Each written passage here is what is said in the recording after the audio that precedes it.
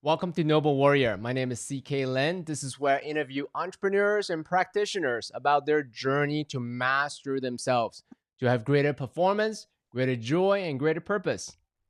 My next guest is a community leader, a musician, and an ayahuasca advocate. He has dedicated 30 plus years of his life working with music, plant medicine, and human consciousness. He is the creative director at I Am Life Music, a nonprofit organization that promotes interconnectivity through modern indigenous wisdom. He's the leader of the Bird Tribe, a musical collective. If you want to follow up with him, go to tonymoss.me. Please welcome Tony Moss. Hey, good to see you and hear Tony, you. thanks so much for being here. I want to just first promote your song, Grateful. Is one of Ah, my favorite songs, my favorite medicine songs. It really connects me with the essence and the gratitude that I have for being alive. So thank you for thank you. doing that song. Uh, that's just such a great place to lead into our entire conversation, because I wasn't recording for many years and the opportunity came to record. And I thought, well, if I'm going to bother putting all that time and energy, I want to, like, what would I want to say, you know? Um, and At that time, what I was mostly focused on was the value of being grateful, right? Yeah, of just starting off every day that is realistically possible with putting your feet on the ground maybe before even then and taking stock of like what's good in your life, what it is that you're grateful for, even if it's just to wake up again, right, and breathe. It changes everything basically. So yeah, so thank you for acknowledging that. So since you're the creator of that song, and that song has been around for what is it, 4 years, something like that, Yeah, um, 4 or 5 years. 4 or 5 years, perfect. So how has it shifted your personal life, your relational life, and then also the community that's been listening to your song? Because I heard a lot of people that's also one of their favorite songs as well. What kind Yeah, of quote unquote impact it has on you, has on the community, and the broader humanity as a whole? it's been an amazing journey. That's a multifaceted question, and I'm going to keep the answer succinct, almost like in bullet points. So, first, I remember thinking that there wasn't much of an audience for what's now being called medicine music. Yes, there is an audience for people that do, yoga and self improvement and, plant medicine ceremony work. And so I thought I'm going to create this song for them, right? And they'll get it and they'll appreciate it. Um, and that would probably be somewhat the extent of, my recording endeavors. Absolutely wrong on both fronts. So I get messages literally all the time from people all over the world telling me that they have stumbled across that song and that it has pulled them out of a depression. Or that, my father died and I played that at his funeral, which was one of the intentions for writing it actually. And it also, because of that, it also opened me up to the possibility of like maybe I actually do want to return to the recording industry relative to that as a platform to share, you know. Um, yeah, so the Birds in Paradise album, Bird Tribe, followed that because of it, the song Kalyana, and now the new album. So yeah, so the answer to the question is it not only opened me to a broader community of people, it also inspired me to delve even more into what it is that I do and kind of inspired me to want to do it even more. Yeah. Mm. So it's like a positive feedback loop, positive affirmation to who you are, the unique medicine that you can bring through songs to the broader Yeah, you world. nailed it. I remember listening to, I was on the radio, driving with a friend, and they said, "Oh, have you heard Nako Bear?" And at the time, I really had it. And one of his songs, what I mostly zeroed in on was this one lyric he says, which you're probably familiar with, where he says, "Find your medicine and use it." And I remember being really struck by that as an artist and, a community leader and someone that does medicine work as well. Just this idea of finding whatever it is your unique expression is, You go to Agape International Church, and Reverend Michael will often say, "You are a unique emanation of whatever God is doing right now," right? And that's a quite literal statement, actually, right? Um, Once you really get that, and you realize that in the whole history of humanity, there's never been another CK and never will, and that you have particular attributions, talents, and a particular history and life experience and a perspective, you can actually take all of that, right, and turn that into whatever it is you're going to offer to life, which I think is, yes, that's your particular medicine. Right? How you're going to hone and shape that and give it back to the world. I'm smiling so big because that's one of the messages on the podcast we share a lot. There's only one of you in all of eternity, billions Ah, before, yeah. billions after. There's not going to be another Tony Moss, another CK Lin. So, how can we empower each other to bring forth the essence that's uniquely you? So, thank you for Yeah. double clicking on that. So, on that note, Tony, you've Absolutely. been doing this work, elevating human consciousness, plant medicine. In all the work that you've done, how have you identified that medicine to bring forth and give yourself permission to amplify it through the online world, the music, or other platforms? How have you identified that and excavated that to bring forth that to the world? Any transformational technology, whatever it is people take on, in my particular case, it just happened to be plant medicine work, specifically ayahuasca, because that's just what happened. It found me, or I found it, found each other. Um, One of the things you quickly get from doing any kind of like authentic transformation work is the limitations that you have placed in front of you. Self-imposed limitations, conditioned limitations by family, by culture. Um, yeah, and there's this beautiful opportunity that it offers you to, one, recognize all the limitations of that, right? And then to start to move through them, right? And in that, there is this permission. It's like almost everyone at some point will be posed with a question that kind of looks like, if you did not have these limitations and these self-deprecating or self-limiting beliefs, what would you be doing with your life? Like, what would get you, jumping out of bed in the morning, and what would motivate you, right, to want to participate in life at the fullest extent? So that's what I got from the plant medicines early on, and all the other things that I was doing in conjunction. And it's also what I have seen people consistently get, right, when they take on this kind of work. Is it can be uncomfortable, as you know. You know, someone said many years ago. I heard this as a quote, that one of the most difficult things a human being will do is face themselves, right? And it's true. It's like men would rather go to blows, right? Go to war, right? Rather than take an honest, full account of themselves, right? So that's required, right? At some point, if what you want to do is quote unquote transformation or spiritual work. And the beauty of that is what we're just talking about, that you can start to see through the illusions of your own story. And by that, I mean the limitations of that story. And you can really start to live a rewarding life from an authentic place, right? Um, and start to look at, like, yeah, what do I want to offer? Because guaranteed, that's one of the things that will come up. You will quickly realize, as you know, that one of the most profound things, and I think profound in that it comes up cross-culturally throughout time, is on the other side of a healing experience or a transformational experience is, what can I offer? Yeah, I often say it's like going to Burning Man the first year, right? And you're just blown away by all the amazing things everybody has done. The second year, it's like, what do I want to do? Yeah. So, my personal journey with this medicine work and also transformational path is I'm an engineer by training. So, as an engineer, we want the most effective, the most efficient way to get from point A to point B.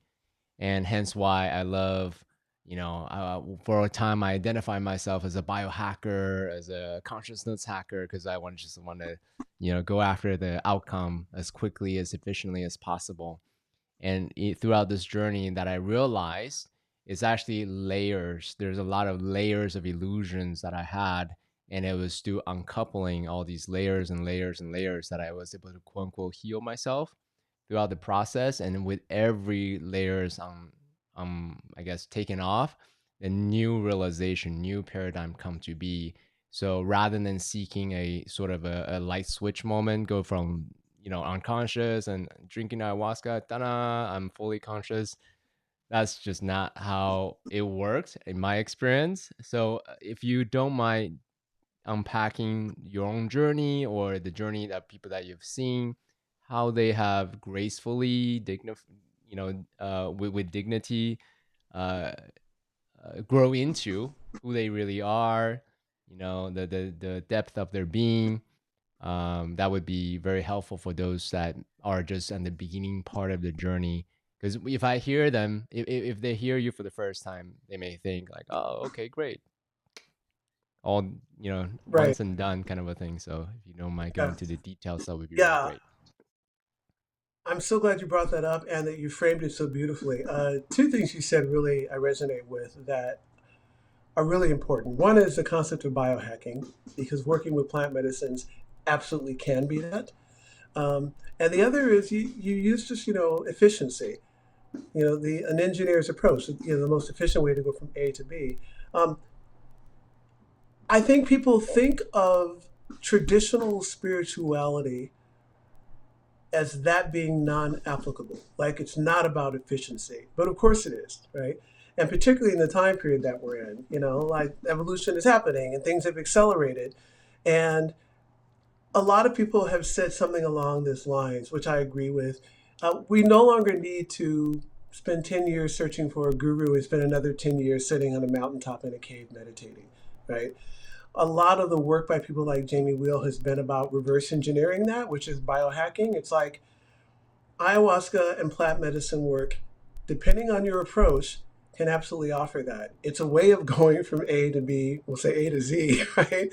Um, and as I said, not necessarily comfortable or pretty, but can be very efficient if your mindset is that I really want to accelerate my own consciousness. I want to accelerate my growth. I really have this desire to see what is in the way between me and life, right? Me and my infinite potential. Right? If you're entering the plant medicine space with that as your intent, it is a powerful ally, absolutely, and an accelerated transformational experience.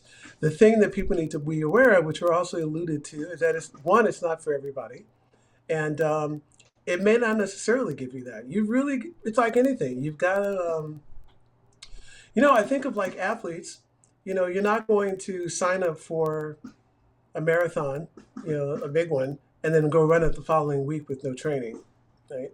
So although plant medicine ayahuasca work doesn't require that level of preparation, it does require preparation, meaning you've got to do your research, do your homework, check all the boxes, look at the substances that you're on, pharmaceuticals, your state of mental health, do your homework about, the facilitator or group that you're going to sit with. You want to find out as much as you possibly can so that you can get as much out of that first experience as possible, because that's going to set the stage for the rest of your journey, assuming that you want to continue with it, right? And whether or not you continue with it is probably going to depend on how well the first one goes. And one of the misconceptions about ayahuasca particularly, and it's because of the age of, social media, is that everybody thinks they're going to go and have this amazing, life-changing, very dramatic experience night one, and you'll walk out enlightened the next day. And as you know from experience, what actually happens is there's these beautiful increments, right? You might have an incredible blown out first experience, but in the integration process of that experience, what you'll notice is like, oh, this one little improvement happened. Like I'm now a kinder person, or I'm now in a better relationship with my mom, or whatever the thing is. I'm now not so stressed. I am less anxious, right? And from that success, that little win, you go back, and what you'll start learning is the technology of ayahuasca and plant medicine ceremony in general is that you set an intention, because it allows you to start recognizing all these layers of yourself. And it can take a full night for one of them. And you might go in one night and, say to yourself, my intention for this evening is just to get in touch with my anger, right? Or just to get in touch with my illusions around relationship, or um, I want to deal with some trauma that I only just realized I might even be carrying. Right? That is how I think. Well, what I've seen and what I know and works for people that want to take it on as an actual like transformational modality, as opposed to a one night exotic experience. And I'm not knocking that either, but I think if all you're looking for is the one night, oh my God experience, I do think you're missing out on its potential as a bio life hack, like ally, right, for all of your life ambitions. Yeah. Thank you for affirming what I was trying to articulate. The way I relate to all transformational modalities. For me, again, right, I'm an engineer by training, so I look at the world through skill acquisition and tools. That's just how I'm trained. That's my worldview. And ayahuasca is a really powerful tool, and it amplifies and magnifies our consciousness so that I can see all the nooks and crannies of my higher self, my negative self-talk, and then Yeah, experience that fully, and then make a quote unquote decision afterwards. Hey, do I want to do something about it now that I'm aware of this? Okay, if so, then what are my integrative practices, my disciplines, so that I can, you know, incorporate and internalize the lessons into my behavioral change, rather than just, oh, that was a great insight. I'm one with God, and check. yeah, Right, next ceremony, yeah. please. You nailed it. Like that. Yeah, I love the way you articulate your approach and experience because that really nails it.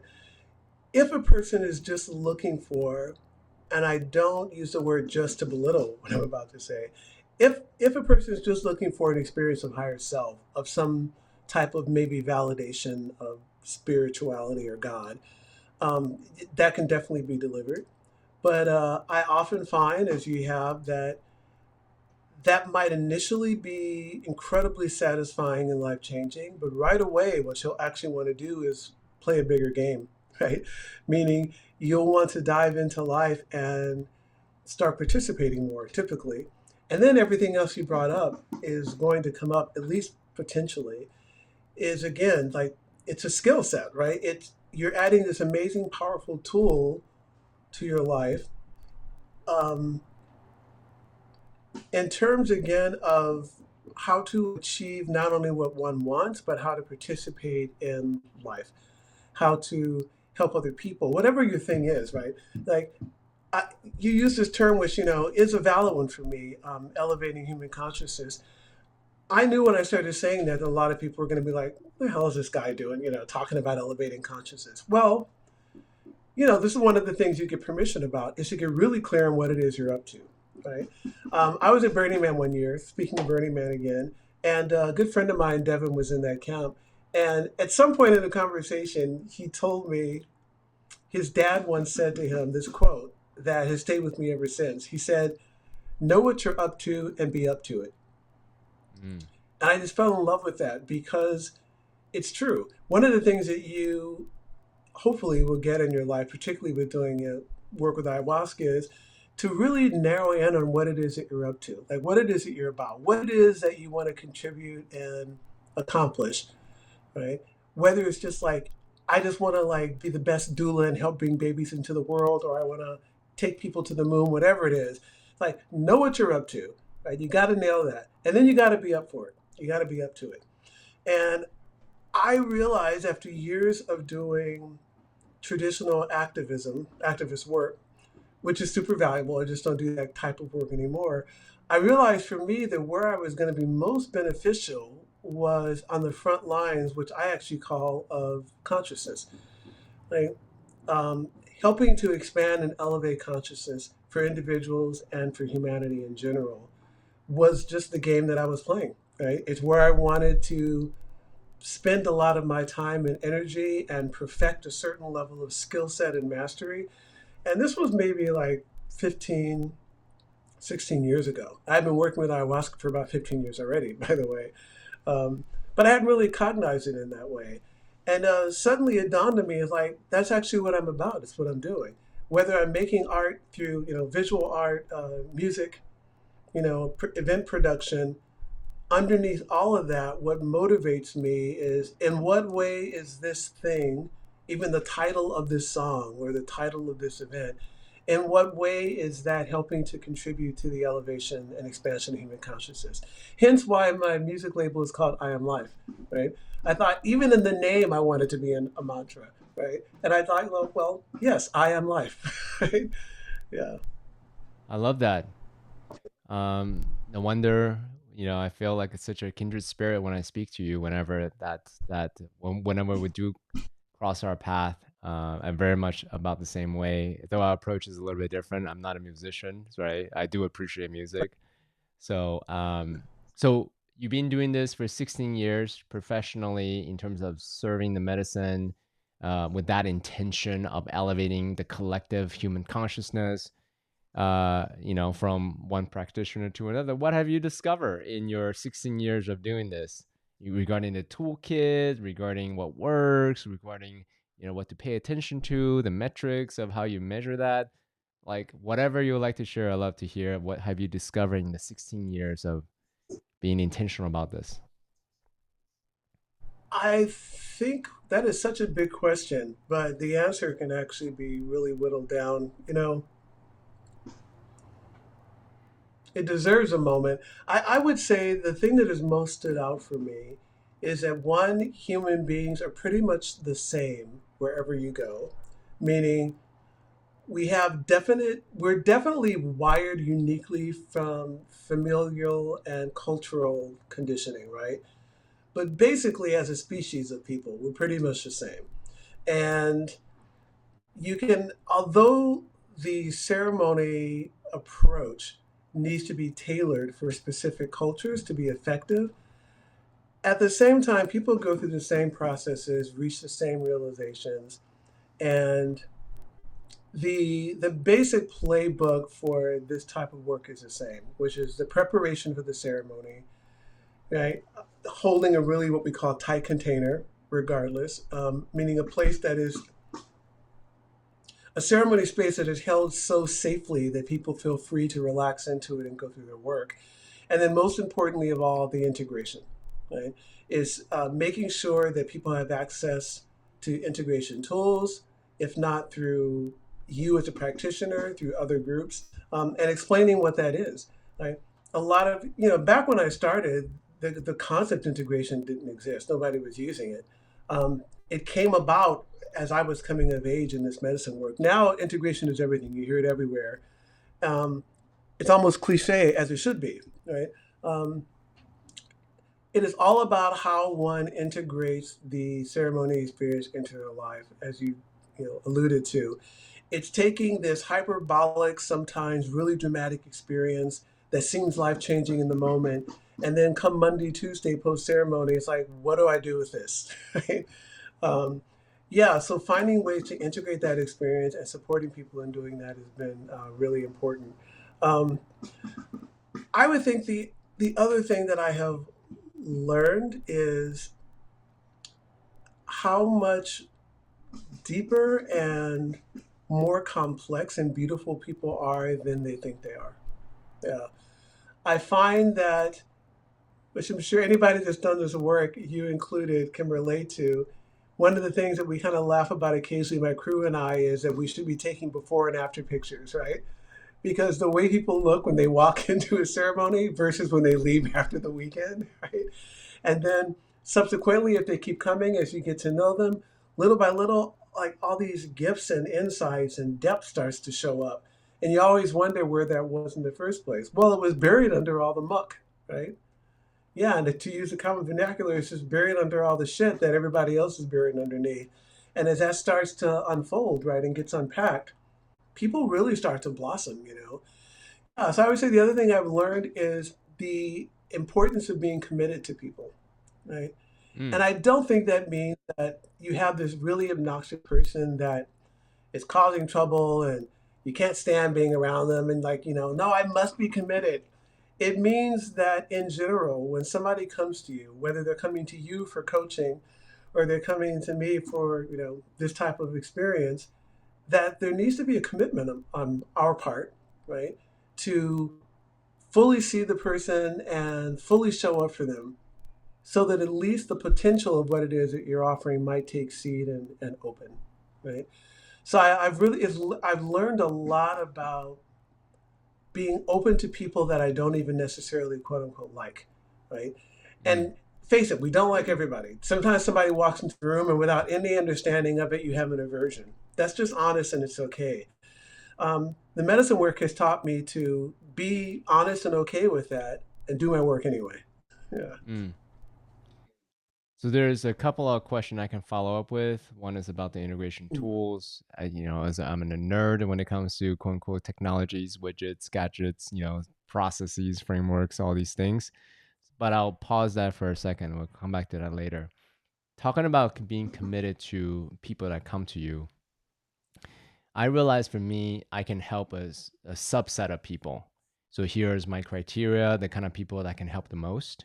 If they don't meet that criteria, I can help them, but not to the best of my ability. They won't get the best out of me as well, right? So, but when it comes to something like an ayahuasca thing, it's very much like church. I'm assuming, correct me if I'm wrong, the door is pretty much open to everybody. So do you put some kind of a limiter criteria to, this is the kind of people that we can serve best, and the others, there may be other places that you can go to serve. Like, I hate Yeah. to put it crass like that, but that's what's happening in my mind. I love to hear your thoughts about that. No, I'm if I am known for nothing else, it's for keeping it real, even in the ceremony space. Um, you and I had a quick conversation, preparing for this, and I was mentioning to you one of the things that I'm known for is removing the woo woo from the ceremony. And what I mean by that is it is a technology. It is founded in tradition and particular culture, and I've studied that over years, and I bring that to the work. Um, and I mentioned this idea of the container. One of the ways the container is held is by the curation and the screening of who shows up. I have a responsibility when we lead retreats, and it's a bit easier because they're typically international, in places where it's legal, like we did one in Costa Rica recently. Well, there's a whole form that people need to fill out. Is there a history of mental illness? Why is it that you want to come? What is it that you want to achieve? You're asking enough questions to get a sense of who a person is and whether or not they are physically and emotionally, mentally, psychologically ready for the work, right? And if you get red flags from somebody and you let them show up anyway, my experience has been that in almost every case early on when I would do that, they would be a disruptive force for the ceremony as a whole. And I always look back and I was like, why did I do that? And the red flags were there. You get to the point where you pay attention to the red flags. And part of my responsibility as a facilitator, right, as a practitioner, to provide the best experience for everybody present. And I can't, let's say you're going to have a group of 20 people, hypothetically. You can't sacrifice the experience of the other 19 people for this one person, right? It just doesn't work that way. It's not going to work for the group. It's not going to work for the one person either. So I get your question, and I like that you framed it that way. If you're a church, the doors are open. Absolutely everybody can walk through those doors and receive whatever it is this particular church or tradition is offering. Um, if you wanted to go to Peru and sit with ayahuasca in a quote unquote traditional setting with indigenous people, chances are pretty good that they're going to kind of approach it the same way. But I can tell you from like a lot of experience in the world of ayahuasca and plant medicine work in general, everything evolves. This work has evolved to it, has gotten very mature, and almost no one is going to do that. Almost no practitioner, facilitator worth their salt is just going to let anybody come to ceremony that wants to, right? Just because they want to. I will give you an example. We were out of town recently at a ceremony space, and someone had been contacting me, knew where we were hosting the ceremony that night, um, forgot what country we're in, and basically said, "Oh, I heard you guys were here. You know, I really, really want to do this ceremony. I really want to do this work." And I was like, "Hey, we're full. I don't really know you." Long story short, after maybe the sixth message, I said, "Okay, we should let this guy come." But I told the guardian, I said, "Meet them in the parking area and ask him these few questions." So my guardian meets the person, basically said, "Tony wants to make sure that you're here for this particular reason and not something else." The guy basically ended up saying to him, I kid you not, his exact words were, "I was just looking for something to do on a Saturday night." Yeah. So we sent him on his way. Wasn't able to participate after all. That's not a good reason to have someone in ceremony, clearly, right? Even if he didn't actually mean it, it's like, this is a big commitment. Every other person in that room that weekend was there because they had prepared and they really wanted to get something out of that weekend. So it would have been irresponsible for me to let this one person show in because they were quote unquote looking for something to do on a Saturday night, even if it might have been a life changing experience. I can't take that risk. Yeah. I agree with you 1,000%. One of the realization that I have is one of my biggest joy in life is surround myself with people who are highly committed to their own growth, their own healing. Hence why ayahuasca, hence why my men's group, hence why, all these things Yeah. that I'm up to. Nothing kills the buzz if someone who's just like, I'm just looking for some entertainment. It's like, no, I want to run with people who are like, let's go. So for Yeah. sure. Thank you for saying that. Yeah. You when you were asking that question, one of the things that came to mind is I was a vocal coach for a while. I used to be the director for the International Children's Choir for like 3 years.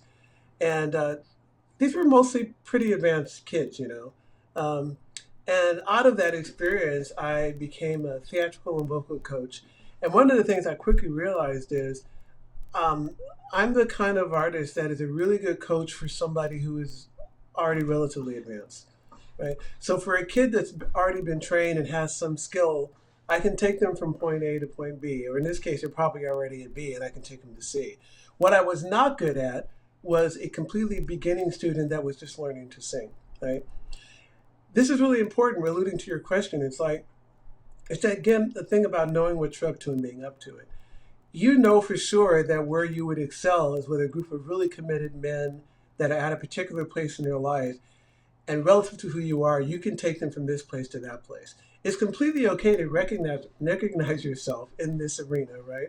And to make that the audience that you're most effective in.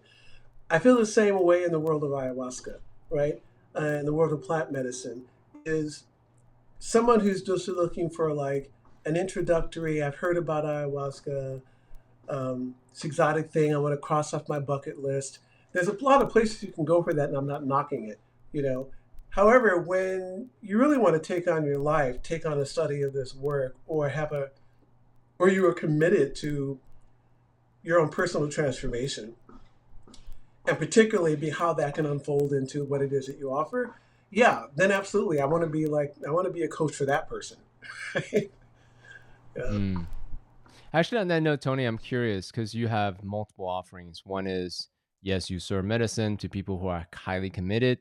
And also, there's this I Am Life music offering, Mm. for people that want to experience medicine songs in a modern fusion, like beautiful way, which I totally appreciate.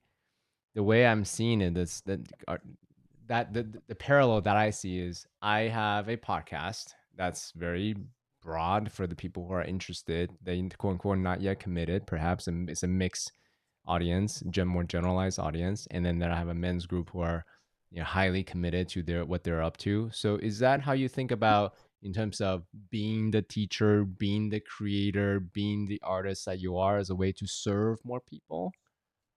Let me know if I'm projecting too Yeah, much. no, that's different language but same intent. Um, as I said, ayahuasca is not for everyone, and there's a very relatively small uh, percentage of the population that is interested in that work or even has access to it. It's still not legal in the United States, so people that like for instance, we we go to Costa Rica or some of the other places we go to for ceremony, and people sign up 6 months ahead of time because it's the one place they know they're going to be able to do it legally, safely. They know who I am, reputation. Um, but the intent of why I'm doing it, this commitment to expanding consciousness, particularly through the music and through connecting people, um, we found that that could also happen in public events that follow the same ceremony structure without medicine. So that became I Am Life. We wanted it to be, I often say, the public face of the ayahuasca work, right? There's no medicines involved, um, although plant medicines like there's cacao, right? So what we do is these public events, currently we're calling them acoustic light. They're like a concert series. So there's like an intention set in the beginning. There's cacao available. We're sponsored by Buddha Teas. There's teas there. So just this idea that we're all drinking, imbibing together like our ancestors did is kind of set in the beginning. We kind of set the intention for the evening. And then it's always what we call quote unquote medicine music. It's the environment is set up so that it's not like entertainment where you go to a concert, people are talking and partying in the back, drinking alcohol, and the artist is up there and you may or may not pay attention. In these kind of environments, everybody's zeroed in on what's happening musically, and the artists are close and in intimate contact with the audience. And most of the people in the room have had experience with plant medicine work or something in the world of transformation.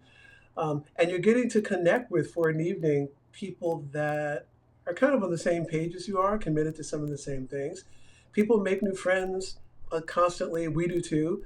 Or if they've been listening to, like Grateful for a year, this happened at the last concert. Someone came up and said, I just want you to know I've been listening to your song for a year and I've been wanting an opportunity to actually meet you. And so tonight is it. And those are really special moments that they are for me and they are for other people too. So yeah, you're right. Actually, it's one of the reasons we do the public events, and one of the reasons the music aspect, on life is so important, is that it allows the same energy and intent of the ceremony work to go out into the world in a way that's not, it's not woo woo, it's not suspicious, and it's not illegal.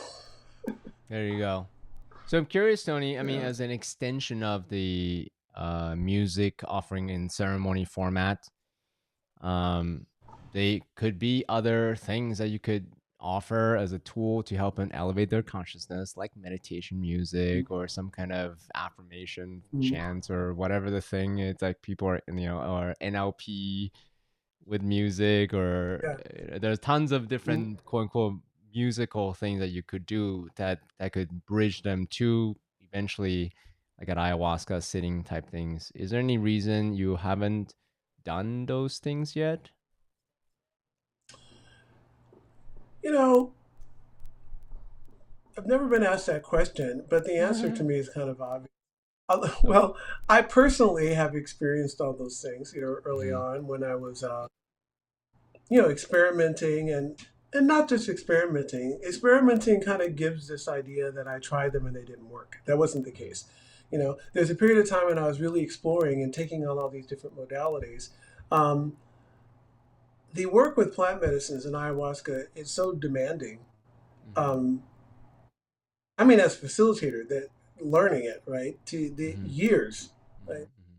Anybody that tells you they've been drinking a couple of years and they're now leading ceremony, that's a bit crazy, right?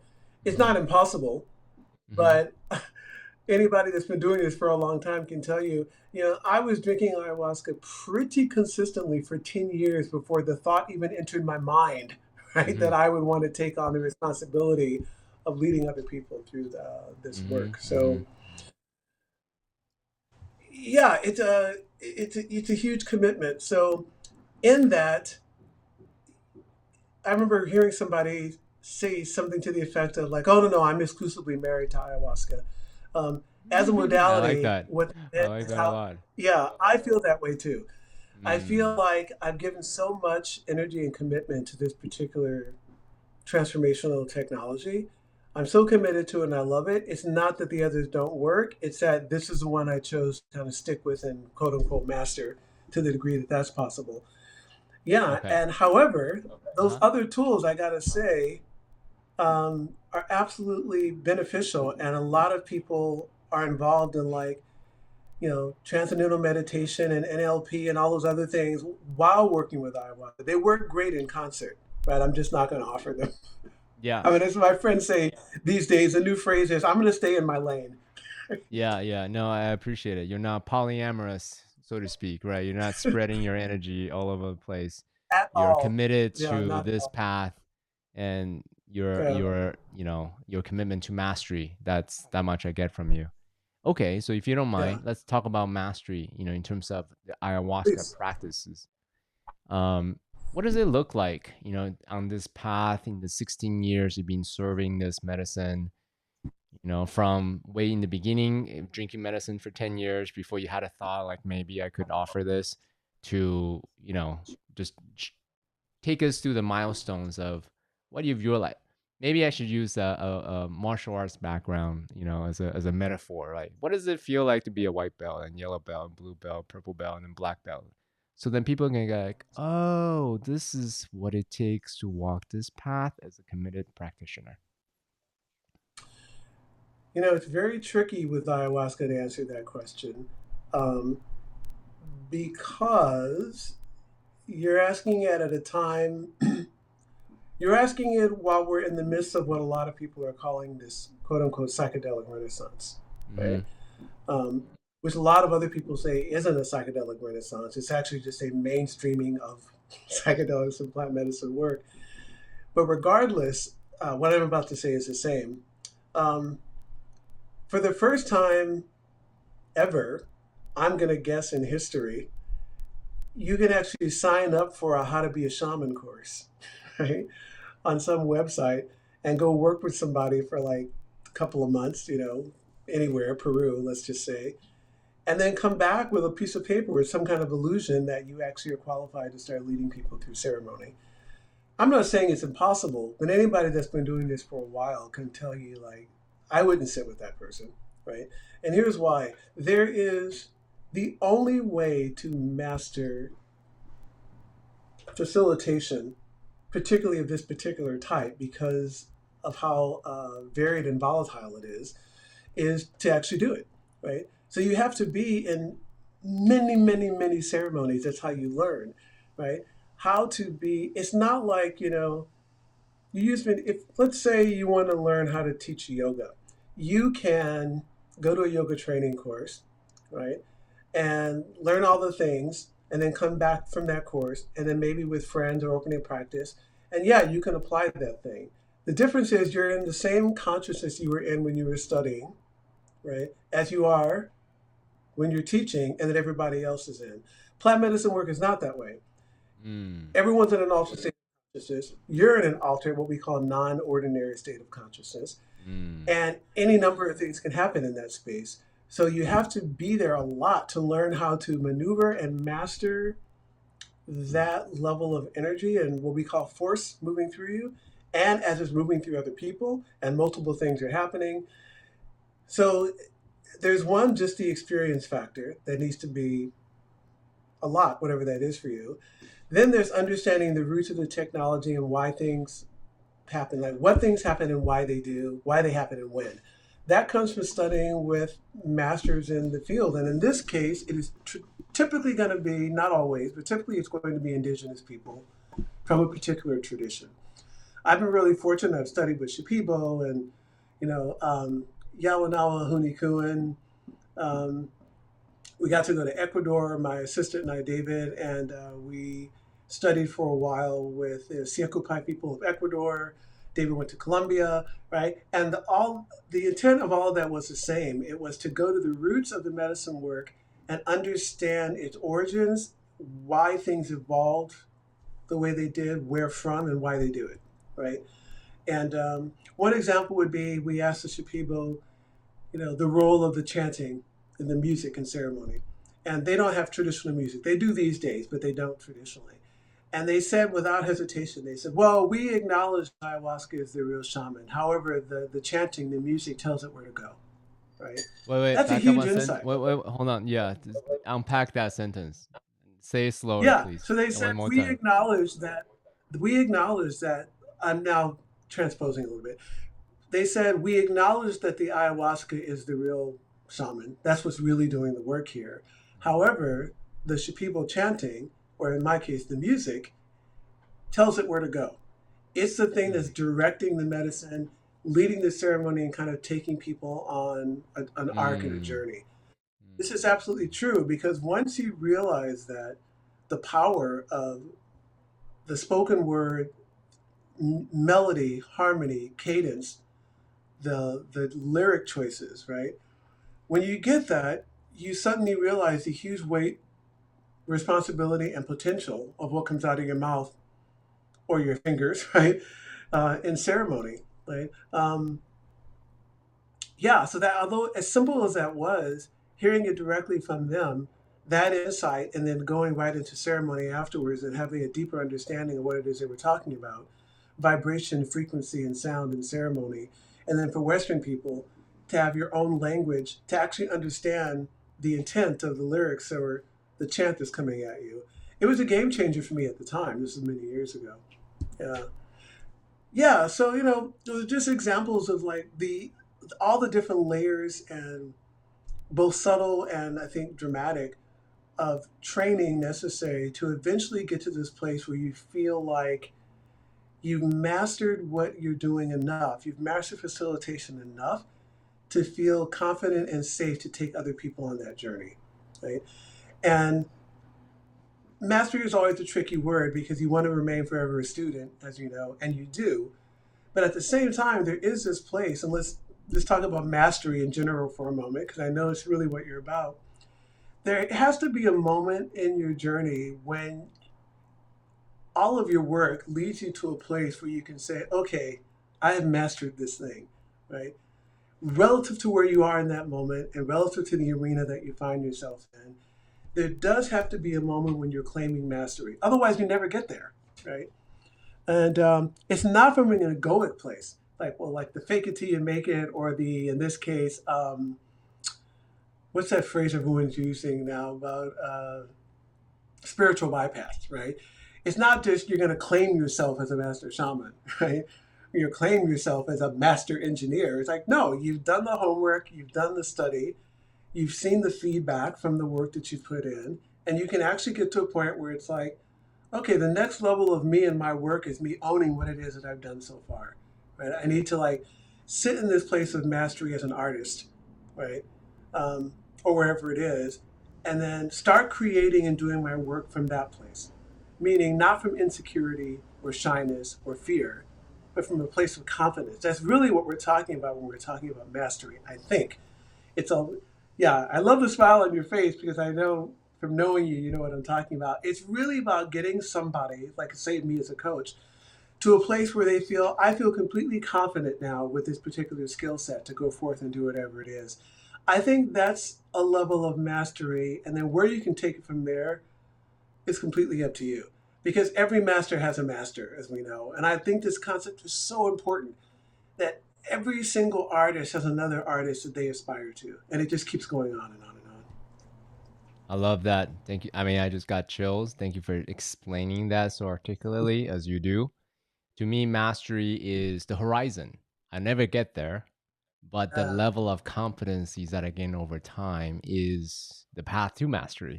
Because I've never set my yes. mindset to mastery, then I never get there anyway, right? So exactly. So for anyone who claims, quote unquote, I'm a master of this and that, I would usually like take a double pause, like, yeah, are you really? Kind of a little, Right. the engineer in me would be a little skeptical about that, just the egoic posture that you talked about.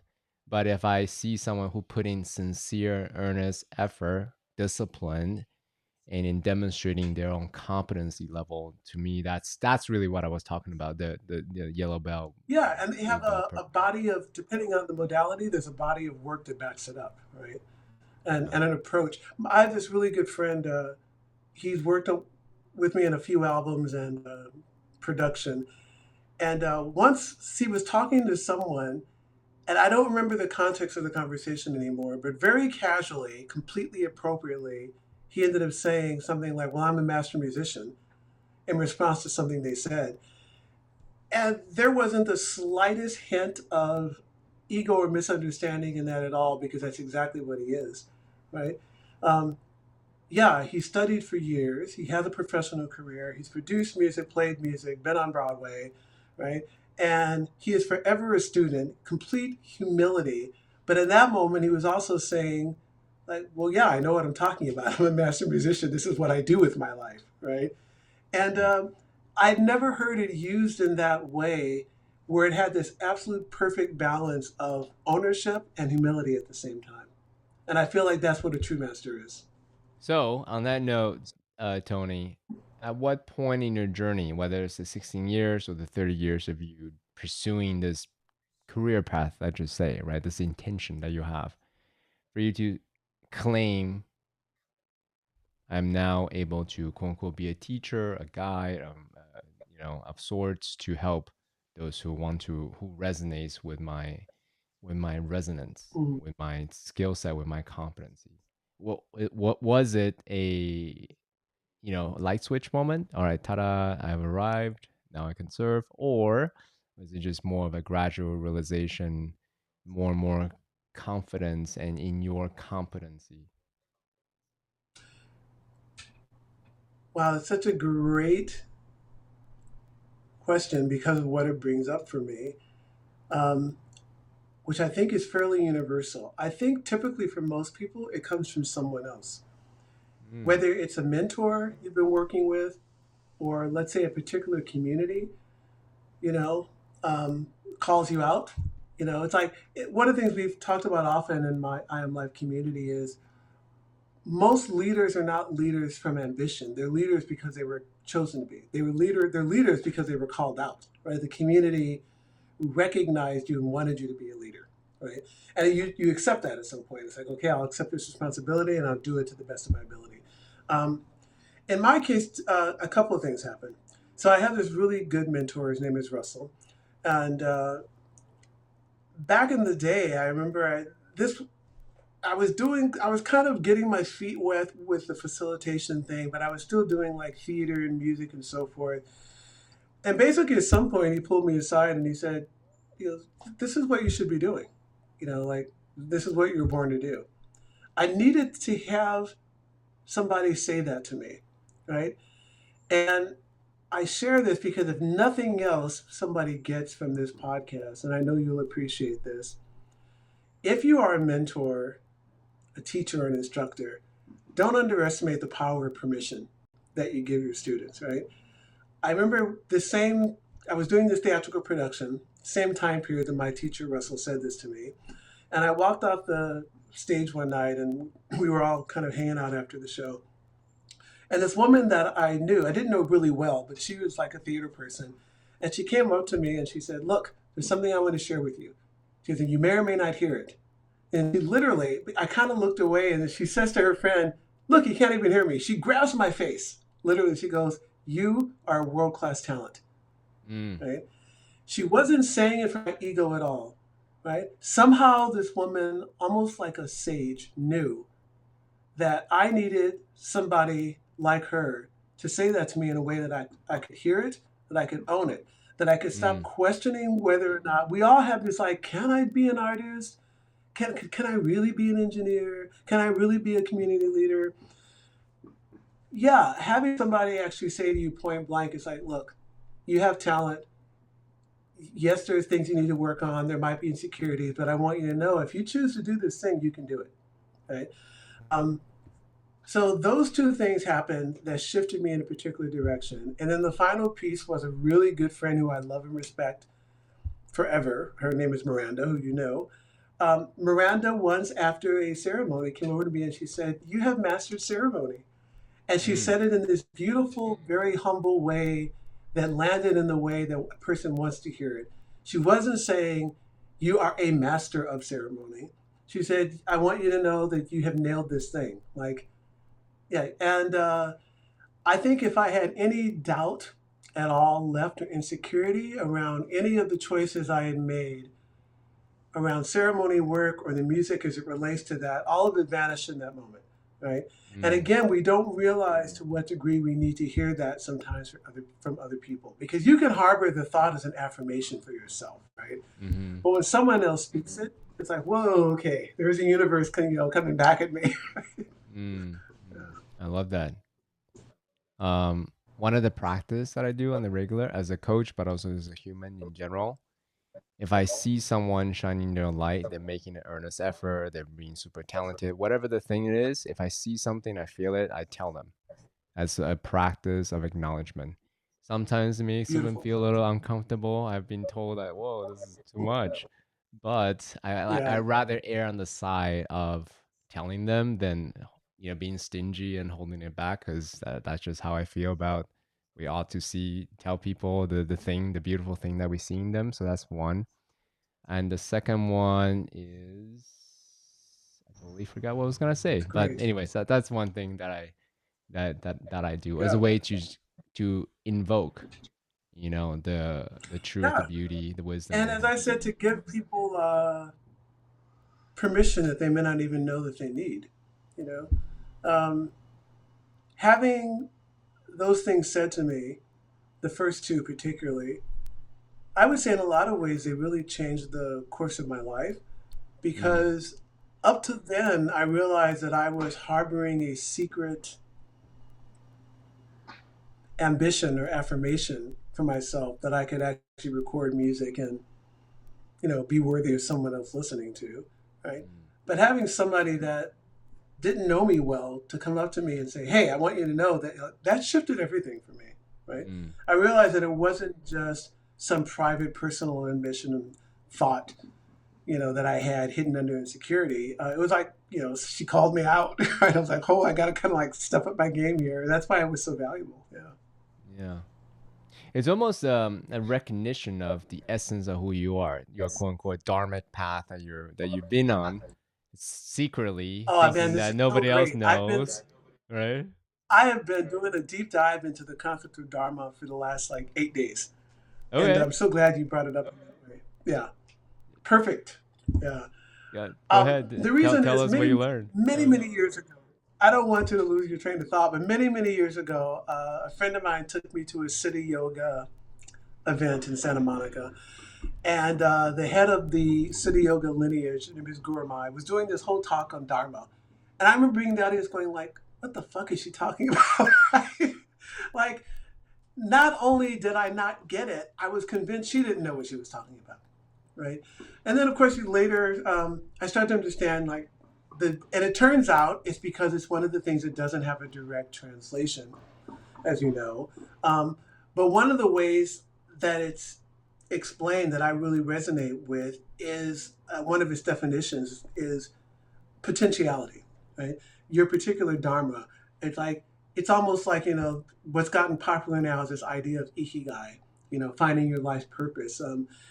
Dharma is kind of almost referring to your potential, right, in the particular lifetime, and that's very much what we're talking about when we're talking about mastery, right? And this idea of finding your medicine and use it. It's all dharma, right? It is just like looking at yourself honestly, and that's again where the plant medicine comes in. Let me strip away enough later so I can get an honest assessment of CK, right? And then it's like, here's what I think that I'm about. Here's what I say that I'm about. And now I'm going to look at what it is that I'm really about, what it is that I'm up to and committed to, right? And then your dharma is like, well, now I can actually see my medicine, my potential, what it is I want to commit myself to, and do it, right? Like start to live into that mastery, live into that dharma. Yeah. So I'm curious to hear your take on that relative to what I just shared about it. Oh, for sure. I mean, I've talked to a number of transformational coaches. One of them, I can't remember his name off the top of my head. It's gonna come back to me. Anyway, that's all he's about. He wrote a book called "The Great Works of Our Life." It's all about Huh. Dharma, and he studied the greats, the Mother Teresa's, the Mahatma Gandhis of the world, and then discuss at length how they found their dharma. And what was surprising for me from studying that book and also having a conversation with the author was that they too had great insecurity, self doubt about the path that they're on. So it's like, oh, so it's not just me as a human, it's even for these extraordinary human beings, they too have private self-doubts.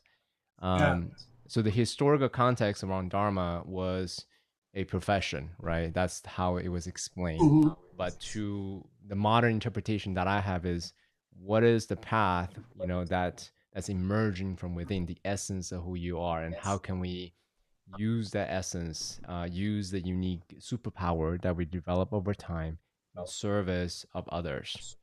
And yeah, so that's why I'm a purpose coach, and that's why I do what I do and do the podcast and all these things as a way to support Yeah, it's people a, to excavate the depth of who they are, neutralize any barriers, any illusions, saboteurs that stops them from living that, and amplify that and bring out the world. yeah. And I like the concept of Dharma because it's not going to be something that's at odds with who you actually are and what you love. Your Dharma, as I'm understanding it, and all the things related to it, this idea of finding a medicine, it's actually always going to be in accord with your natural sensibilities, right?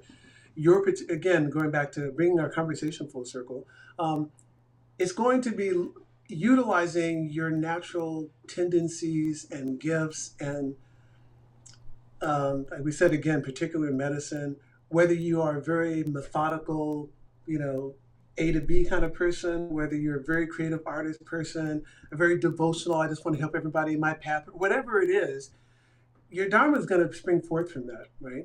And it's going to be easy about that path because it's going to be like a very amplified version of yourself. It's you actually fulfilling your unique, I think, innate potential, right?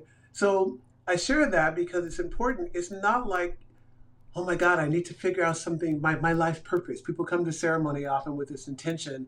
I need to figure out my purpose, and they think they're going to like, oh, well, that person over there is doing amazing things with elephants. I'm going to do that. I'm like, well, if you don't love elephants and you don't have a natural tendency, why the hell would you do that, right? He's already got that covered, right? So my point being, I think, the beauty of tying this back to the ayahuasca work and anything like that is you want to get stripped down enough so that that authentic gift that you have, your dharma, can actually reveal itself. And sometimes it's surprising for people, right? Yeah, sometimes people realize, I realize that all I really want to do is help other unwed mothers, single moms raising kids. And like, then go be the best person out there doing it, right? Like, fully commit to doing that and be extraordinary with it, right? It really doesn't matter what it is. I saw this organization, I think, well, EFA, they do lots of things, but one of them is whenever you see these disasters, and boy, we got plenty of them currently, earthquakes and floods and, fires, and obviously there's a human response to that, and all these organizations on the ground that rush in to take care of people. A lot of people don't know there are organizations that are solely dedicated to the pets and the animals, Mm. right?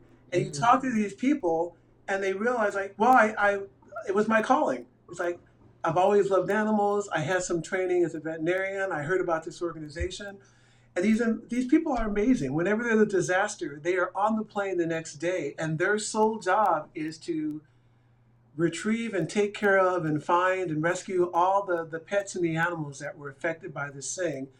Because yeah, the humans are important, but what about these characters, right? And most of the people that do that kind of work, you find absolutely that it's their dharma. Like, there's no question in their life that this is what they're born to do because they love it. And they're So very good actually, at it. And they're so dedicated actually, to on it. that note, Tony, you've served thousands of people in different ceremonies, and with people who listen to your music.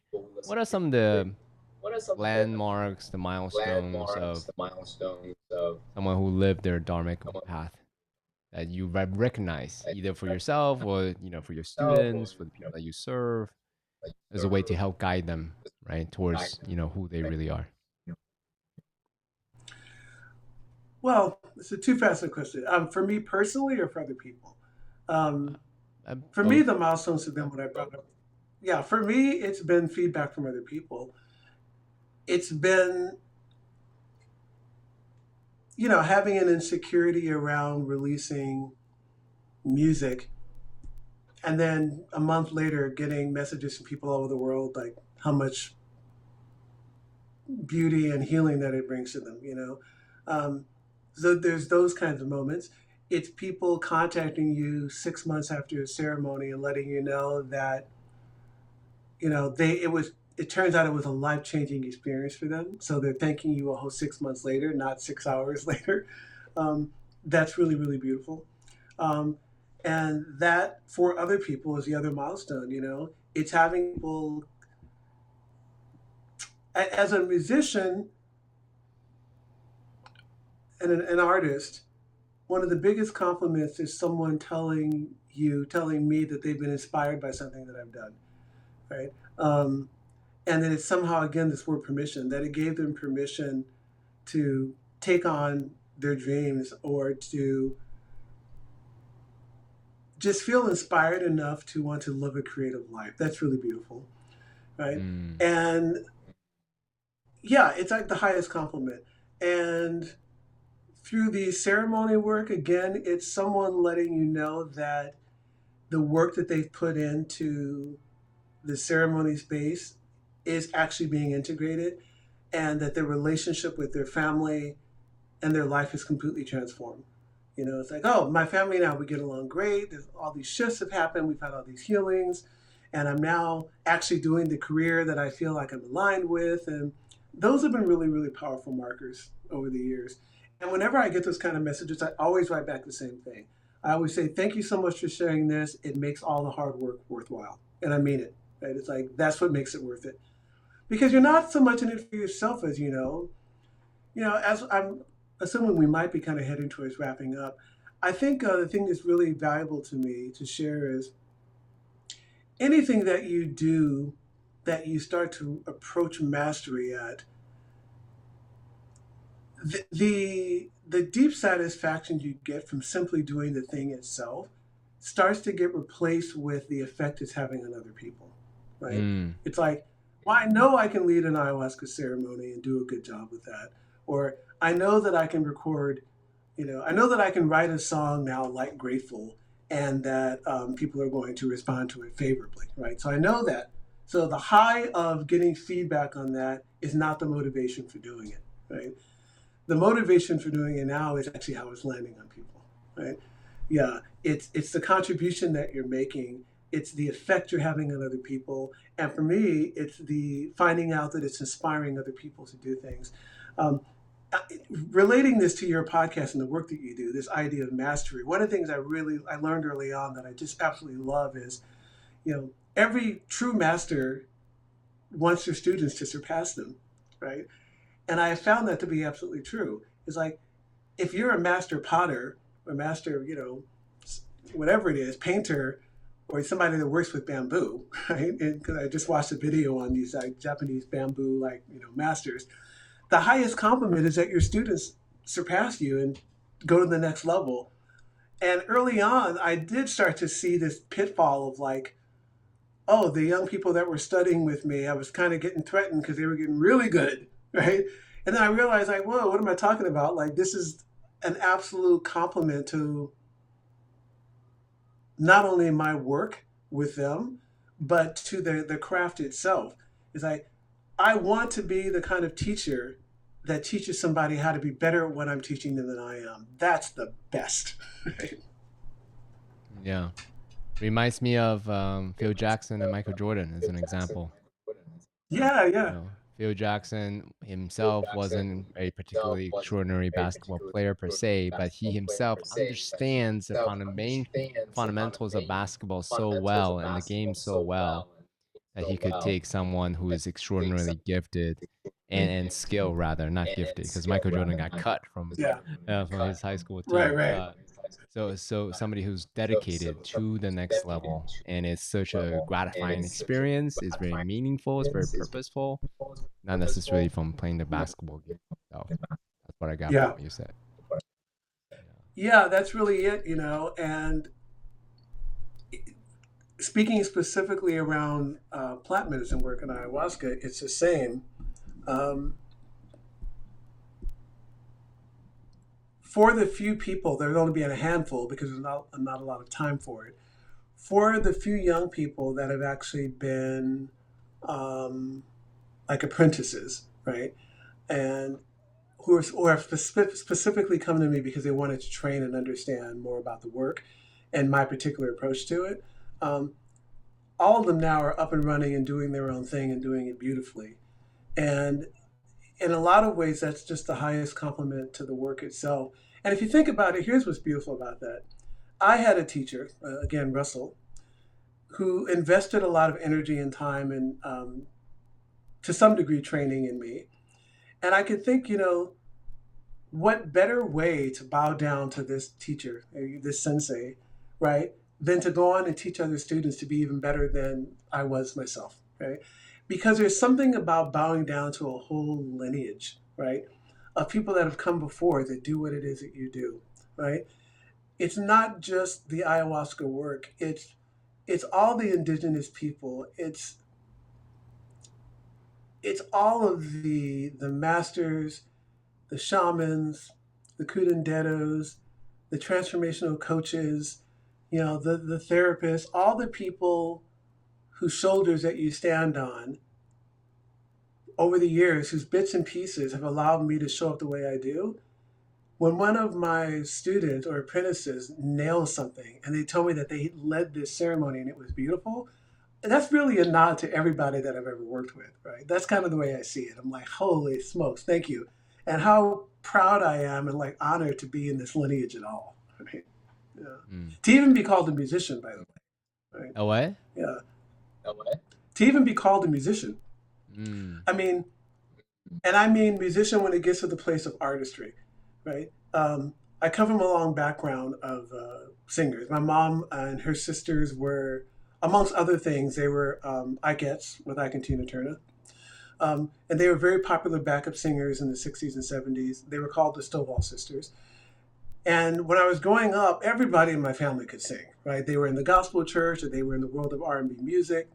Um, and so it was just like, osmosis. It was like drinking water. Everybody could sing. I didn't think there was anything special about it. And because of it, I didn't think I could sing, certainly.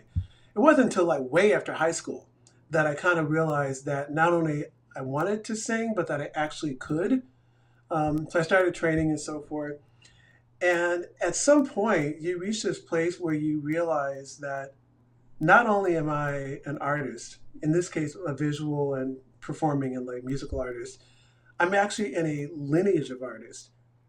And you don't have to be a master in that or like the best at that to claim that, right? To realize that in the history of the world, let's say in your case, a history of engineers, right? A history of transformational coaches, history in my case of facilitators of plant medicine, that you get to stand in that lineage and be part of that.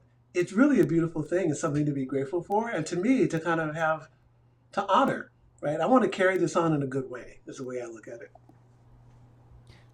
It's important I want to ask this question because you're both a musician and a facilitator of ayahuasca, right? So how do you combine them as a way to help you create the essence of who you are with the artistry that you have? How the medicine plays a role in your creative process. If you don't mind talking about that, that'd be really great. Well, they're seamless in the sense that you're the same person doing it. And what I mean by that is um, once you know it, I'm going back to this phrase again because it really works for this podcast, knowing what you're up to and being up to it. Um, Once you know what it is that you're up to and what you're committed to, everything that you do is coming from that same place, right? So when I am writing music, it's inspired by and informed by my ceremony work, ayahuasca work, which is informed by my commitment to elevation of consciousness, which, interestingly enough, is absolutely informed by my passion for this bringing together of science and spirituality, the technology of where the two meet is where I exist. And I mean that quite literally. Quite honestly, it's where we all exist, right? Meaning there is this mysterious, mystical, magical aspect of life that we don't fully get, that we're living nonetheless. And then there is the technology and science of it that we're understanding more and more as we move along about how our bodies work, how the universe works, you know. Um, just the idea, for instance, that there is no actual empty space. The space is actually something, right? And that we are emerging out of that field, whatever it is, right? This is a spiritual concept, right? But this is also a realization of quantum physics. And that's what I mean when I say the intersection of science and spirituality, mysticism and art is in reality where we all exist. So the work that I do comes from the intersection of those places. I'm always looking at when I'm creating something. Um, there's the artistry, there's the science, there's the mysticism, right? And there's my wanting to transmit, right? Wanting to share, right? So they all come together when I'm writing music or creating a piece of art, right? It's like, how can I bring those things together? How can I bring my at this moment understanding of these different realms and then share it in some way that is aesthetic, that aesthetically works, that in terms of transmission of a message or a meaning that it works, right? And that's what keeps it interesting and fun for me. It's like it's got to do all those things.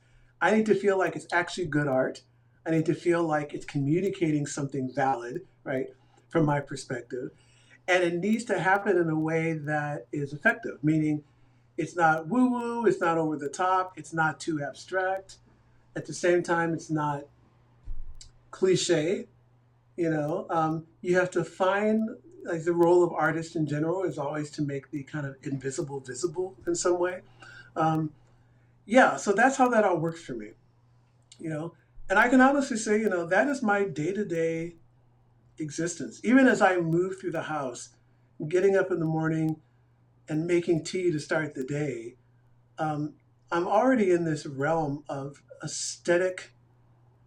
I kind of submerge myself in this kind of aesthetic consciousness about being hyper aware of the beauty and the form and the texture of the cup that I'm about to grab. I'm thinking about where the tea came from, right? The history of green tea and matcha. What does it mean that it's matcha? Where is it made from? Here's this amazing technology that I get this glass pot that heats up the water. You get what I'm saying? It's like you can turn all of that into a meditation of how you move through the day. If you did just that in the morning with washing your face, brushing your teeth, or making a glass of tea, by the time you get to work or sit at the computer, you're present and ready to go, right? Yeah. So thank you for articulating that. So if you don't mind describing a little bit of process, maybe describe, share one example how the grateful song came to be. This is actually a perfect example of bringing all those worlds together. So the content of Grateful, a few things happened. One is I started to realize in ceremony that, and I share this very often in ceremony, one of the things I will say is if you were in this room, you're amongst the most privileged people on the planet. And most of the world's population would gladly trade places with you and take on your problems, right? This is true, right, of most people in the West. And not universally true. Not everybody wants what we have, right? But face it, most people do. And then I say, the reason why gratitude is so important is that if you look carefully, the answer to most of our so called problems is actually just gratitude. So I was really doing a dive and a kind of inquiry into gratitude. Like, what is it even? Like, you can't really articulate what it is. It's a feeling, right? It's a state of being.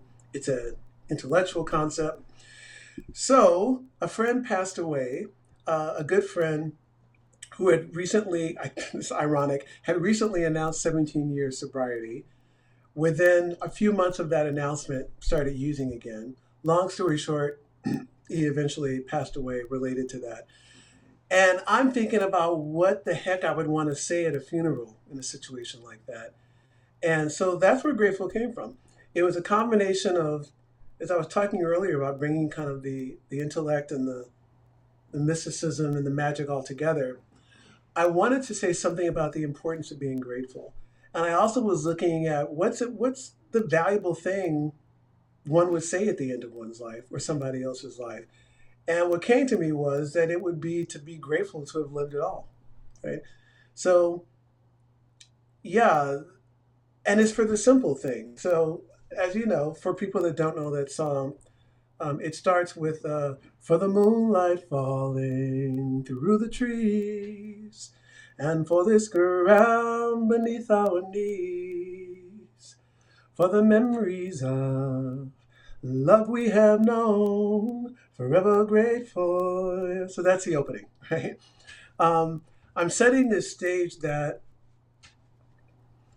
and this is what happened to me, that I'm out in the forest, not standing, I'm actually on my knees looking up at the trees in the moonlight and realizing like this moment is completely full.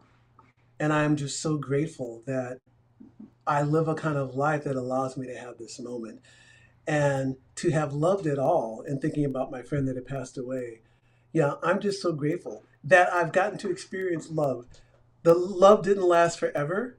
One of the things they don't tell you in the fine print when you're born is that it typically doesn't, but the experience of love does, right? Your actual like physical lived experience doesn't. But having had the experience of being in love and knowing what that is, and once you tap into that, that's the essence of the song. It's like to have loved it all, right? That's the main message, and to have lived it all. So that's the process. I have to set that up because my job was how do I take that sentiment and then turn it into a piece of music that actually works aesthetically, um, in all the ways that music needs to work, right? For people to actually receive it and like hum along and sing to it. So I created the early version of it. I started singing it in ceremony. It started to refine itself with the help of my friend Dylan and Diana, who who sing with me. And then my producer Johnny, I invite him to ceremony. He hears the song. He goes, "Okay." I said, "Look, we need to like record this song, but I also want it to be universally accessible to other people, right?" So his job was to take the very mystical ceremony aspect of that song, keep that intact, but also give it a universal, you know, pop song gleam, sheen, right? That it would also be what we call competitive in the marketplace, and that's exactly what he did, and that's what happened, and the rest is history. So to break all of that down, you go from being authentic to your initial vision, the in my case the kind of mystical ceremonial sentiment. Then you have the discipline. So we're talking about the discipline of artistry, or as an engineer, the discipline is now I have to write the actual lyrics that are going to work in a particular song format that is functional, right? And then the other discipline and the professionalism is choosing the right people, and in this case, my producer, and letting him do his job with me consulting of how to bring all of that and the musicians and the string players and bring all these different people into the studio. And then finally, the person that's going to mix it, engineer it, mix it, and master it. And my job and his job, the producer, was to every step along the way to maintain the authenticity of the initial vision so that it could land, right? So one of the things I love is when somebody hears a simple piece of music, because I know better, is they go, "Oh, that's so amazing. It's just her and the guitar. It is beautiful." What they typically don't know is everything that happened along the journey, right? So that that thing could go from its initial inspiration to land as it does to you. And I want to give an example about Adele. I'm giving a shout out to a pop artist. I remember hearing Adele for the first time. I had been traveling. I didn't know who she was. I'm driving along the freeway in LA. I hear this woman singing, and I literally pulled over, right? Because it was one of those moments when everything comes together. Of course, she had Rick Rubin producing, right? But her vocal performance, her lyrics, with this perfect production behind it, so good that I have to pull over because I don't want my driving and other people on the freeway coming between me and receiving this beautiful piece of art. Right? And I remember thinking, like, I want to create something like that. I want to create a Mm, song that somebody has to like pull over and listen to. And mm. granted, needless to say, I'm not comparing Grateful to like Rolling in the Deep, but I will tell you, somebody wrote me and told me verbatim that's what happened. They Wow. said, "I'm just sitting here at this stop sign listening to Grateful. My mother passed away, and we're going to be playing this song for her at the memorial service. And I just needed to pull over and just really take it in." And I felt like, yes. Mm. Mm. So gratifying, I bet. So That's gratifying, I bet. amazing. That's amazing. It was really amazing because it's not about how many people you're reaching. You know, I'm reaching, like the Bird Tribe album has like 104,000 quote unquote weekly listeners on Spotify. Adele's got, what, 5, 6, 7, 8 million. That's irrelevant. And I say this because it's important for artists to know. It's whether or not you achieve the thing you set out to achieve, right? I wanted to create a piece of music that was so true and authentic to my initial inspiration that someone would want to pull over and fully listen to it. And that happened, right? And then I'm on to the next thing, right? It was so fulfilling to know that I was capable of it. And going back to this conversation about mastery, you know, it gave me the confidence to know that I could do it and I wanted to keep doing it, basically. So, quick question about that, by the way, because music is emotion. It's synonymous in my mind. And when you Mhm. are a designer of a particular music piece, you're intentionally creating a emotional experience for them. In this case, is in the name. I experienced a experience of gratitude. It's so moving that it makes me cry, or stop by the side of the road and really just experience the gratitude of being alive and having friends and living this moment, talking to Tony Moss and all these things, right? So, do you think about the sort of the emotional architecture, This is again, architect emotional these are experience? beautiful, beautiful. It's a beautiful conversation about this process because of who I know your audience is, because it can apply to anything. It has to do with being true and authentic to your initial vision. And one of the ways you're going to do that is by also bringing online your skill set, your professionalism, your discipline, right? So I had a profound experience of gratitude in my own life. I also knew how important the experience of gratitude and we kind of almost call it the science of gratitude, the importance of a quote unquote attitude of gratitude in one's life. I knew how valuable that was. I knew that the song couldn't just talk about it, right? I couldn't just pass along an intellectual concept. Somehow, the song itself, the experience of listening to the song, had to evoke a feeling of gratitude. So, this is what's beautiful about part of that is in going back to what I was saying earlier about bringing these different aspects of oneself together. Part of that is intuition. It's me understanding, was me tapping into my own feeling of gratitude and what that feels like. And then being able to write poetically and intellectually together lyrics that could convey that. And then in the very engineering left, we'll call it left brain aspect of what recording music is, you have to maintain the vision of that so that when you start adding buttons and knobs and everything that's required in engineering, what's named my producer Jonathan Akaki, who's brilliant at, is never losing that thread. It's bringing in all the technology is just another color. It's just paint and tools and um, different tools in your toolbox, all in service to the original vision. Um, so it was everything from which instruments to choose, the arrangement of the strings, the arrangement of the song, how I'm singing, right? I know from beginning to end, I'm taking people on a particular journey. So bringing in what you just brought up about emotion. If I'm not, although I'm in a clinical setting in front of the microphone, right? And I'm singing this song, I have to transport myself to, at all times, even though we might have to sing it 20 times, I have to keep bringing myself back to the state of gratitude where I'm singing the song from and make sure that that's what I'm communicating. Everything else is going to be just dressing that up, right? The strings and the arrangement and all the effects and everything that goes into making a modern record. The vocal performance and the lyrics are most important. That's the actual song. So I relate this to any other project. If what you want to do, I'm just going to relate it to engineering and being an architect for a moment, just to give an example of what I mean. If your initial spark is, I want to create a public space that actually fosters connection. In this space, I want people to run into each other and connect. right? And I wanted to have a sense of airiness and openness and, let's say, connecting with the natural world. Great. You've got to be true to that, like, all the way to the end, right? So as you start to design and architect, you can't lose that thread the entire time, or you'll end up somewhere else, right?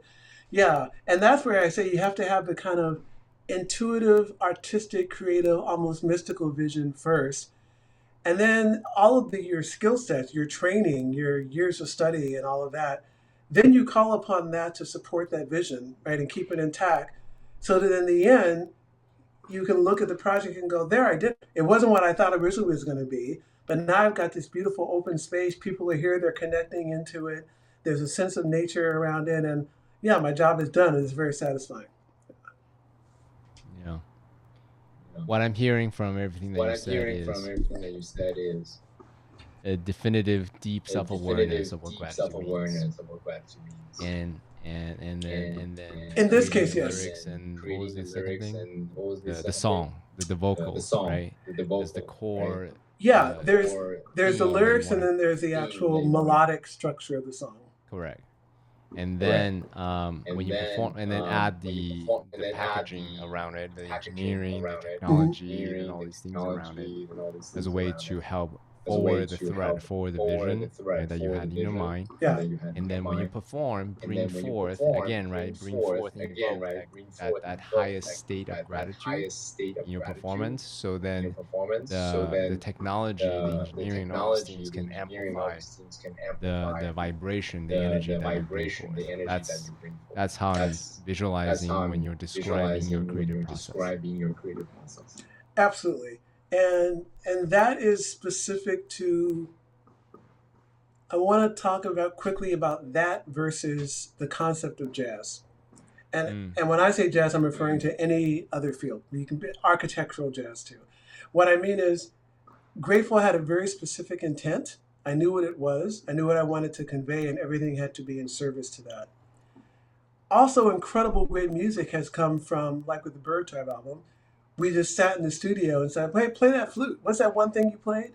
Right? Oh, this sounds good with that. I'm going to do that. And then somewhere in that process, and then you're kind of, before I knew it, at least in this case, in the Bird Tribe album, I was singing, and Pink Dolphins is one of the songs. The lyrics for the last thing we added, right?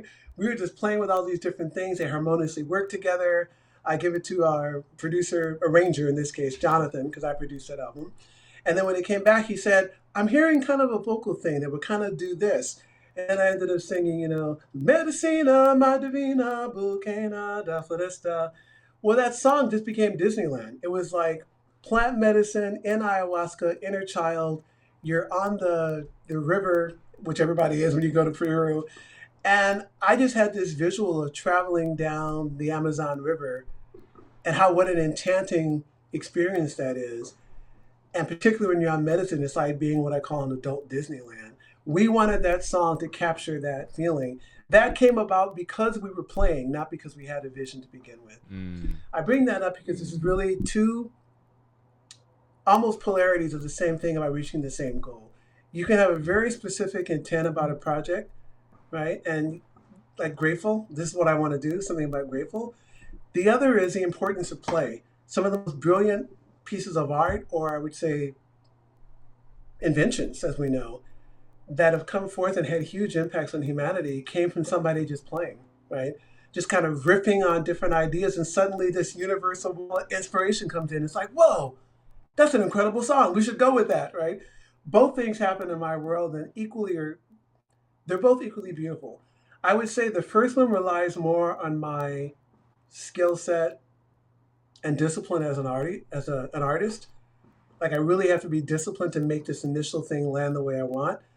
The second is more my ability to surrender to the artistic process, right? And just let the creativity flow through and collaborate with other people. And before you know it, you have, some magical piece of work, right? Or a piece of sculpture, or whatever it is that you didn't set out to create, but it starts to tell you what it wants to be as you move along.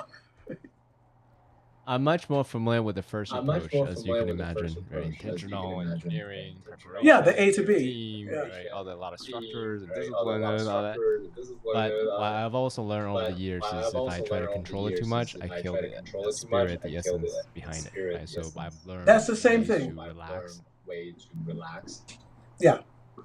I'm not so I familiar just with want to the echo what second you're I'm not saying. so approach, which familiar is with the the second approach, jazzy, which is the jazzy, improvisational, go with flow. Let's just go with play. flow. Let's just For play. Yeah. someone like me who is For someone not like so me who familiar with is that, not so familiar with that, what are some of the what are tactical some of the practices, tactical disciplines that I can practices, try on as a disciplines that way I can to try on as a way cultivate to that play on a cultivate that playground and play just on a create in the playground moment and kind of a just thing? create in the moment kind of a thing? I don't know because it's so relative to each field. I know that in general, from my entire experience of life, honestly, from a very early age, most of the masters of a particular art form or technology that I've encountered, all of them have stressed the importance of play to some degree, including Einstein. You know, um, it doesn't have to be play within your specific field, but I would imagine, it's like, yes, I'm an engineer or an architect, and I play with Legos, or did at some point. It's that aspect of play of being able to not just rely on your programmed information or what you already know about the world. It's about tapping into intuition, however you cognize that, right? Tapping into the field of ideas and intelligence around you and being able to let that inform your skill set, right? I would think whether you're an engineer or an architect or medical doctor, all of them said the same thing.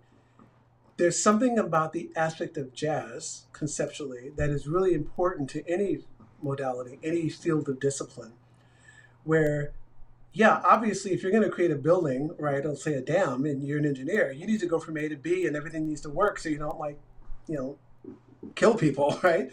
But in the design process, there's always room for play and imagineering. It's like, well, before I start this actual blueprint of this thing, let me play with all the possibilities. Maybe I need to think outside the box. And instead of doing what seems automatic, you know, I'm going to take all these, like this, I'm going to take this clay and these blocks and I'm going to throw a bunch of things down. And more often than not, people will tell me they do get a brilliant idea from that, right? And then you rely on your skills to actually bring it to fruition. So that's what I'm talking about. I don't think you don't have to be an artist in any traditional sense of that, in any of those modalities, to have the idea of jazz and play inform your work, right? Yeah. Yeah. I mean, everything that I we mean, do, everything the way I see that it, we do, the is way I everything see we it, do is an is everything we extension of our do is an consciousness. extension of Whether our it's you're writing consciousness. a Absolutely. book, Whether it's having a writing a book, podcast, writing a having a song, podcast, writing a making a song, building, making a making a business, building, making a there's a lot of business. Mhm. There's a creative lot of process that creative comes through. process that And comes through. my opinion, And not the truth, my is opinion, that not the truth, whatever is we that create whatever can't we extend create beyond our own can't extend consciousness. beyond our own It's an consciousness. extension Mhm. of It's our an consciousness, extension right? of our So consciousness, coming right? back So to why I coming love back the work to that I why do, I right? love I'm the work assuming that you I love do, the work right? that I'm you do, assuming you is love the work because that you do, this is the is source of because everything. this is the And source the of more we everything. can let go of And Yeah. the the more we can let distortions, go the of the illusions, distortions, the the limiting illusions, beliefs the limiting we have beliefs around our we have conscious, the more we around our get conscious, to the more we play, get to the play, more we get to the more cultivate we our get to discipline, cultivate our moving towards discipline, moving mastery towards and create, mastery, and a create, life of beauty a and life of wisdom beauty and and all the truth wisdom and all the and things all that that truth and all inspires the things us. that inspires That's what I us. got in this That's conversation. what I got in this conversation. Yeah. You reminded me of there's a group of art that I'm creating that's an extension of the release of the new album project. The album's called Joy, Oh, and yay. Yay. Awesome. Allegria. Awesome. yeah, and it's interesting. Yeah, I'm so glad you said that, Salagria, and that I even thought to bring this up. And the reason is Grateful landed. I mean, we've done Birds in Paradise, but Birds in Paradise was from Bird Tribes. It was a group collective effort. And I hadn't done a full album of my own. Prior to the Bird Tribe album, I just released Grateful. And I remember thinking one night in ceremony, like, okay, maybe I want to do one album, like a full length. But what do you follow up Grateful with? And it came to me like, well, of course, Joy, right? Um, And joy because of its deeper connotation than happiness, right? You don't have to be happy, right, to have a deep sense of joy with the experience of being alive. And that's what the album is about. It's not a bunch of like happy songs, right? It's about this deep experience of like being joyfully alive. So relative to what you were just saying, there's the reason why I brought this up is on one of the pieces of art, I was at a friend's house in the bathroom, of all places, and he had this quote on the wall, and it's actually part of the art for the album, one of the pieces I'm creating, and it just reminded me of what you just shared. It says it's by one of the few, well, one of the Maharajis. This was Nisargadatta from the book I Am That, and it says, "In reality, you are not a thing nor separate. You are the infinite potentiality, the inexhaustible possibility. Because you are, all can be. The universe is but a partial manifestation of your limitless capacity to become." Right? And I fell in love with that for the reasons that you just brought up. That the world we see around us, our lives, even in the moments when we can't see it, they are in reality an extension of our consciousness, of how we're interacting with life and the universe. In that quote, he says, "Because we are, all can be." And we are this infinite potential and possibility, kind of going back to Dharma. And some people have said things like, "Oh, well, that's a very first world perspective." That quote wouldn't mean much to you if, let's say, if you were in a refugee camp someplace and starving. I'm like, actually, it still applies because we're also talking about a collective consciousness, right? The world as we see it, there's this quote, I think it might be from Dostoevsky, I'm not sure, but it's this concept of the whole catastrophe, referring to the whole drama of human existence. All of it is an extension of our consciousness. If you look and see the craziness in the world, the wars, the famines, even I think to some degree the natural disasters, a lot of it, if not all of it, depending on which lens you're looking at it from, all of it is an extension of our internal conflict, our internal growth process, our outer manifestation of our internal experience of being alive. And this is what I mean by elevating consciousness. The more people you can bring into this field of gratitude, into a field of Dharma in terms of wanting to help people reach their full potential, as opposed to wanting to exert your power over everything no matter what. I have to believe at this point from my own personal experience that we can shift the whole dynamic and experience of life on the planet in general. So that's why I'm committed to work that I do. It might only show up sometimes in little increments, like somebody, pulling over on the side of the road and questioning their life in a good way because they're listening to a piece of music I wrote. It might be someone writing me wish this happened and said, "Because of that ceremony I was in with you, I've now quit my job and I'm now in Costa Rica and I'm working with these kids and I'm helping bring water to this village." It's all possible. There's nothing that's not possible. And as an engineer and an architect and a doctor, like, you have to hold the possibility that, face it, the world needs engineers. Let's just bring it back to you. Some people, I think I heard this on the Lex Friedman podcast, somebody said like, "Oh, well, most of the problems facing the world are engineering problems," right? I think yes, and they are engineering problems and they are also consciousness problems, right? It won't matter if you discover a new way to bring energy to the world if you can't get cultures, politics, right? You can't get all those things to line up and actually bring this to people and empower them. It doesn't really matter. So they all work together. I just happen to be personally working in the realm of consciousness. That's the way I see it. Right. Yeah. Thank you for sharing that, Tony. Everything that we do, the mindset that I have is our external reality is a reflection of internal reality.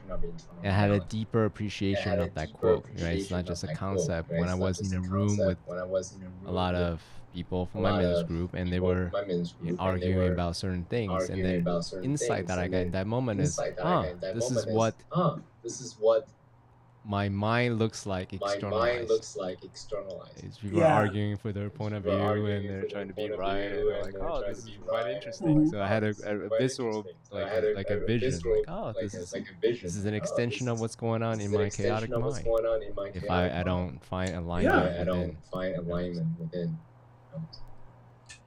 And I think again, bringing together this kind of what some people might hear as like abstract esoteric, bringing it into where the rubber meets the road in more practical language. If you're raised in a culture where women are undervalued and in fact denigrated, right? Chances are very slim that you're not going to treat women that way when you grow up, right? So I use this as an example of how what you just said still applies, even if you remove the kind of abstract aspect of it out of the way. We are all conditioned by culture and family and belief systems, and we perpetuate behaviors culturally. So in places where children or girls, right, I'm just using like these very broad examples, in places where they're not valued and in worst case scenarios even denigrated, as you mature in that particular culture, you participate in the continuation of that. So you're still seeing, if you think about it, an externalization of your internal process, right? Like, I see the world in a particular way, and sure enough, this is the way it shows up, right? Versus growing up in the places, let's say a matriarchal society, or in the places where children are celebrated or women are seen as valuable, if that's what you grew up with and that's the attitude you're holding towards people or another race of people, that's the way it's going to show up, right? And looking at what's happening in the Western culture right now, just tapping in for a second with like the divisions happening, let's say with race or gender, people on either side of those extremes, if you're on the far, far left and you're looking at everybody conservative, right, or fundamentalist anything as the enemy, they pretty much only show up to you that way, right? And it goes in reverse, obviously. Someone on the far, far right who sees every liberal idea and every liberal person as the enemy, right? We end up in this world of polarity because both of those consciousnesses are fighting, right? That's the real war, right? They're fighting for dominance, right? Over who's going to control this reality. It's like, well, none of you can, right? Quite literally. The best we can hope for is to meet in the middle and have conversations and try to create a world to, quote Rodney King, where like, can't we all just sing a song? Like, can't we all just get along? I tend to think this is the message from history over and over again, is that there is no one culture or idea or religion or dogma that is going to dominate anything, right? Every single time it's happened, it ends disastrously. What we can do is create pluralistic societies where, bringing our conversation full circle, where a person's dharma, a person's unique gifts and talents and unique expression is valued, not only valued, but cultivated and celebrated, right?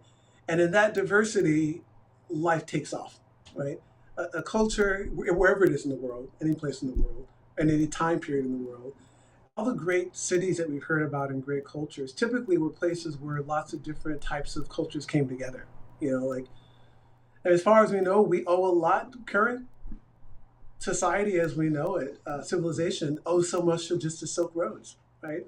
Where all these different ideas were meeting and collaborating and integrating for the first time and borrowing from each other and informing. Yeah, I tend to think that's life at its best. It's at the edges, It's where every different culture has developed something specific, some beautiful human expression, which is apparently the definition of culture, human expression.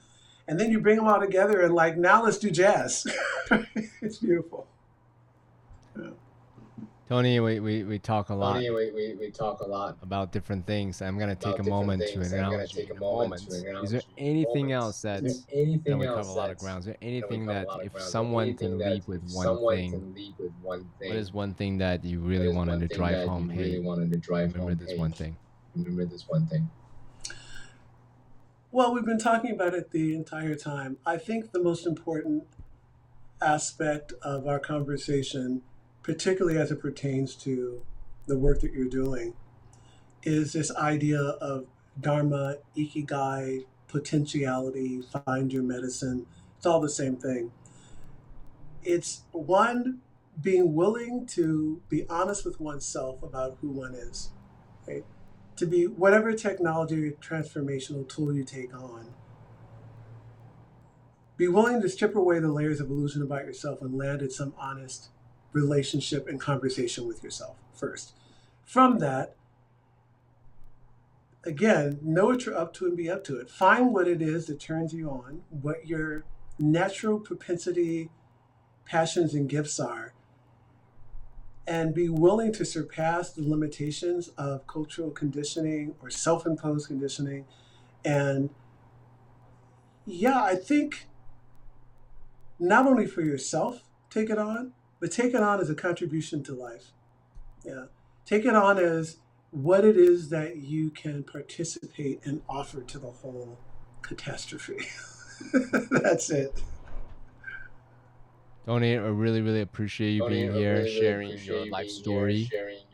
Your life is a ceremony. How you have grown from, your bridging and at the interface between music, plant medicine, consciousness elevation for the last 30 plus years, and taking all these beautiful tools, the wisdom that you've studied from the Amazon jungles to Western society, and really bring that bridge as a way to amplify or accelerate rather the alleviation of these disempowering beliefs, the shadows, and all these things that stops us from really seeing who we are as the bright, spirit living a human life, and so that we can be of service to others, family, country, world, as Confucius would say. I'm really excited that you are launching another album called Joy, because that's another thing that that came to me doing medicine ceremonies. I can't wait to hear the musical embodiment of Tony Moss with Joy. Yeah, I'm excited too. Thank you. And it's just as I said earlier, the last thing I want to share with you is that idea of someone that you've met along the way that you get to encounter later and watch them blossom. One of those people. I had very little to do with like who you are, but just from my initial meeting of you and just sitting in conversation with you and, just saying what a beautiful human being you are and what you're committed to and the things that you're willing to enthusiastically delve into and share with other people, it's an inspiration for me too. So I just want to also just thank you and acknowledge you for the work that you're doing. Yeah. Big hugs. Tony, once again, thank you for being here. Thank you.